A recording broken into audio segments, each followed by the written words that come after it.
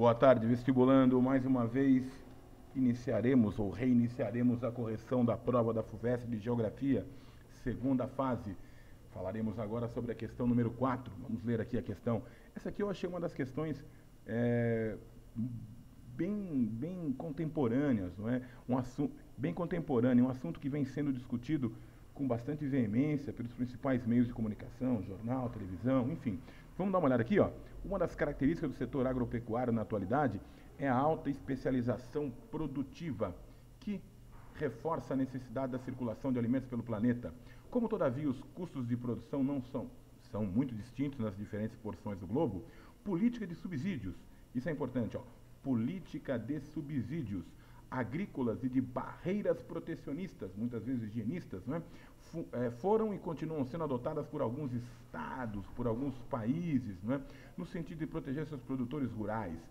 Sobre políticas de subsídios agrícolas e barreiras protecionistas, vamos lá, cite países que utilizam de forma sistemática e ao menos um produto por país citado. Os grandes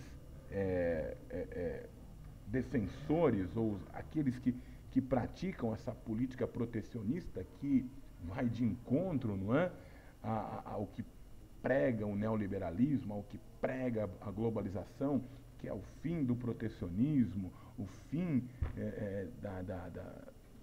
do protecionismo estatal, diz o seguinte: os principais países que utilizam são os países da União Europeia, destaque para a França, Alemanha, não é? Países onde os seus governos subsidiam e muito a produção agrícola.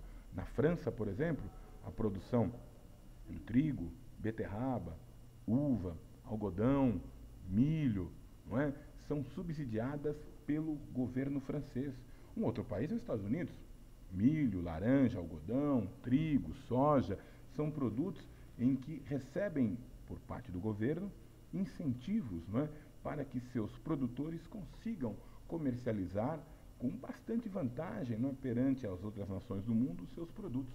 Então nós temos aqui França e Estados Unidos como exemplo de países, não é, que mais patrocinam os subsídios agrícolas. Aí vem aqui a parte B da questão número 4. Analise criticamente as ações recentes do Estado brasileiro junto à OMC. A OMC é a Organização Mundial do Comércio, que substitui o GATT a partir de meados dos anos 90. Dizia-se à época que o GATT era um órgão com grande, né, influência norte-americana. GATT quer dizer Acordo Geral de Tarifas de Comércio, né? E os resultados alcançados pela política brasileira. O governo brasileiro, junto com outros países, eu citei aqui alguns exemplos, não é? Junto com a Índia, com a África do Sul e com o México, bate martelo na questão de pôr fim aos subsídios agrícolas praticados pelos países do Norte. Na OMC, as negociações, principalmente a partir de 2001 em Doha, nos Emirados Árabes Unidos, né? Perdão, em Doha, no Dakar, no Catar, são muito fortes, não é? A pressão desses países, chamados países emergentes, para que acabe, não é, de vez com esse protecionismo. Protecionismo esse que coloca os produtos brasileiros, indianos, sul-africanos e mexicanos, entre outros, em desvantagem em relação aos produtos dos Estados Unidos, de França e Alemanha, do ponto de vista agrícola.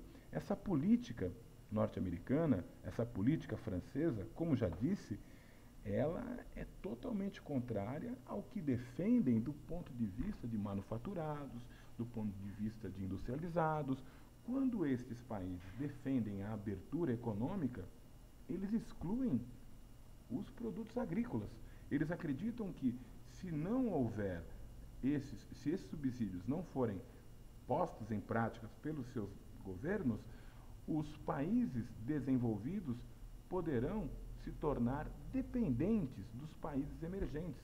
Haja vista, não é, que nós, Brasil, África do Sul, Índia e México, se conseguíssemos melhorar a infraestrutura na produção, escoamento da produção, poderíamos sim competir com muito mais isonomia com esses mesmos países, com os Estados Unidos, com França, com a Alemanha, coisa que não ocorre. Portanto, a posição do Brasil é de questionar, exigir até mesmo o fim do protecionismo dos subsídios agrícolas, ok? Vamos ver agora a próxima questão aqui. Uma questão de geografia do Brasil, já não era sem tempo, não é? Olha aqui, a distribuição espacial dos frigoríficos de carne bovina no Brasil obedece a lógica distintas. Por exemplo, algumas empresas distribuem seus frigoríficos por diferentes estados em função de problemas sanitários, não é? No entanto, é possível observar a existência de algumas importantes concentrações espaciais, a exemplo das destacadas no mapa com os números 1 e 2. Então nós temos aqui, vamos ver aqui, ó, região centro-oeste, norte, estado de Goiás, sul do Mato Grosso do Sul. Aqui a questão, não é? Busca por terras mais baratas. Essa região sempre foi uma área de atividade pecuarista bastante intensa, né? O histórico de ocupação da região centro-oeste é marcado pela atividade pecuarista. Agora, notem aqui, ó, aqui nós temos o rio Paranaíba, aqui, na divisa de Minas Gerais com Goiás. Aqui, o Rio Grande, São Paulo com Minas Gerais. Essa região aqui é o Triângulo Mineiro, Uberaba, Uberlândia, não é? E temos aqui a região do oeste ou noroeste de São Paulo. Aqui é o Rio Paraná. Então, essa região aqui, ela é drenada por vários rios.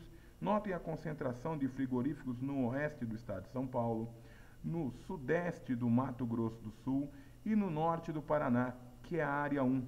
Esta área aqui, como já disse, é uma área de relevo marcado por planaltos. Aqui é o Planalto Ocidental Paulista.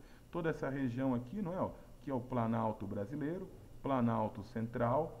Aqui é a região do Planalto Meridional. Então, essa área aqui tem um relevo plano que facilita e muito, não é, a atividade pecuarista.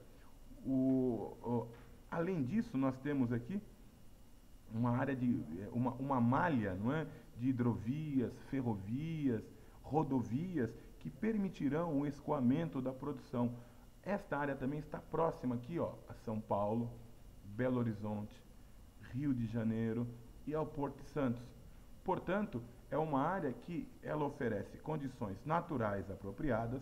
A vegetação predominante aqui é do tipo cerrado, que durante muito tempo, não é, é utilizada como pasto natural na agricultura, na pecuária extensiva. E essas são as razões. Aqui o sul do Rio Grande do Sul, região dos Pampas, né, relevo marcado por coxilhas, né, formas arredondadas de baixa altitude, não é? Esta área aqui, historicamente, não é? Aqui nós temos o Uruguai, aqui, ó, é a bacia do Rio Uruguai, aqui é o Rio Uruguai. Então essa área aqui também é marcada pelo processo de atividade pecuarista, não é? Então aí nós temos aí as respostas, não é, da questão número 5, não é, no que diz respeito à atividade agrária. Vamos ver agora a questão número 6 aqui, ó. Em setembro de 2007, aconteceram passeatas em diversas cidades do país como forma de protesto contra a privatização, da Vale, Companhia Vale do Rio Doce. Privatização essa que foi realizada em 97, há 10 anos atrás, não é? Mas havia uma proposta de se rediscutir essa privatização e é isso que nós estamos assistindo agora. A pergunta é a seguinte: caracterize o contexto político, econômico, mundial e nacional que se deu à privatização da Vale. No contexto da globalização, do neoliberalismo, um dos pontos principais era a diminuição do déficit público. O Estado gastava mais do que arrecadava. Consequentemente, o país, Brasil, deveria se livrar de empresas que davam prejuízo. Daí, as privatizações estarem então em moda no governo de Fernando Henrique Cardoso. E a parte B, outros movimentos pró-reestatização de empresas públicas que foram privatizadas tenham ocorrido na América Latina. Identifique um país em que isso aconteceu recentemente e explique o fato. Bolívia, governo Evo Morales, a nacionalização dos recursos energéticos e a revisão dos contratos com algumas refinarias. O mais famoso delas, Petrobras, no Brasil, não é? Então, a política de Hugo Chávez, da Venezuela, o bolivarianismo, né, chegou também à Bolívia. É isso aí. Daqui a pouco voltamos com mais correções. Terminar.